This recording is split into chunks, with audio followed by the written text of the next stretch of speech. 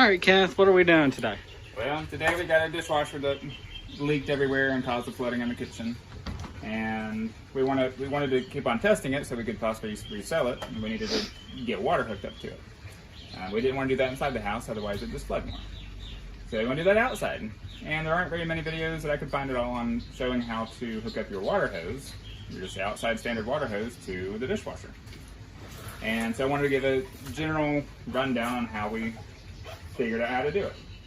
So some dishwashers might look a little bit different, but on this one, this white hose wasn't there. It's hooked up to a different spot. It was hooked up to the drain. The drain. It was half the drain hose. Yeah, it's a drain hose that came with the dishwasher. But this, the water inlet. Show them where it originally was in the cubby. You'll find it down here. The water inlet is going to be down in here, somewhere right in here. On this bracket here. Yeah, every dishwasher will be a little bit different, but just find the water inlet, and thankfully this one had this female end here that went into the dishwasher, and here's your water inlet line coming from your water source and under your sink. Anyway, so we took that off, we took the female end off, had a male end sticking out, and we realized that on this one the drain hose had two silicone grommets on either end of the drain hose. Took each end off. The other end is over there. So the one end with the silicone grommet we hooked onto the male end, female grommet, male plastic end, and we hooked up the other female silicone grommet into the drain hose to the male end of our water hose. This male end of the water hose is where you just hook up a standard spray nozzle that you can get from any store. Nothing, no special water hose or anything. Anyway, so that's hooked up to our spigot at the house. That's going to send water through the water hose, through the drain hose that we hooked up to the water inlet. And that's how you get water from your house to the dishwasher.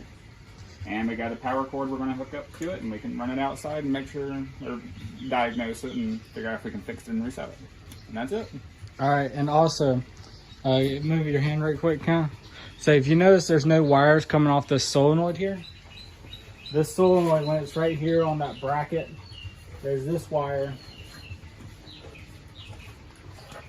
a positive negative wire right here. And what this hooks in, it just sends an electrical charge when it is ready to take water. It sends electrical charge to this electromagnet that pulls up the plunger. In order for this to work again, we're going to shove this back up in here a little bit. And we're just plugging this back in the same way we took it out. So let me see if I can get this right. I got it flipped upside down. There, and now it would operate like any other time that you're using it. So we'll just shove this back up in there a little bit. And the reason for that, so now it's in here. Get over. Now here's our solenoid just a few inches down from where it was. And what that does is when we tilt this back up, when we have the water going to it, it will keep the hose and the wires from getting crimped and from leaking or causing an electrical problem. Like I said over here, that's just the other half of the drain hose that we took this section of the drain hose from. So, still got a drain hose, and we will show you it functioning in just a few minutes. All right, and here we are. We got the water from the water hose turned on. We did have this pop off due to the water pressure, so to make sure that this hose clamp was tightened down really good. We don't have the water hose on full blast, just just cracked. Just common sense of how much water this thing would really take to get in there. Anyways, we did notice, and we've had dishwashers before, leak right here. This is kind of the water inlet into the dishwasher. If that got loose and was leaking, it's like a little catch thing that catch the water dripping and goes back into the dishwasher. That was also loose, so the water was dripping down here. Now it's on its drain cycle. We just put it on a quick rinse cycle, and that's draining.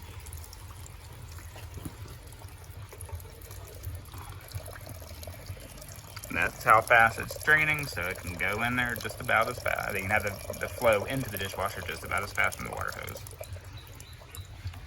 So did you go over what we're going to be doing to these two spots right here? I told them we had a leak there, but what we're gonna do, there's a little silicone ring on the inside of this water inlet. On both this and this. Again, this just unscrews, pops right off. This just kind of screws right off. There are two pieces on the inside that if you look inside your dishwasher, most newer dishwashers will have this very similar setup. But what we're going to do, just for extra reinsurance, we're giving it to our sister. We want to save some reinsurance on it's not going to leak again.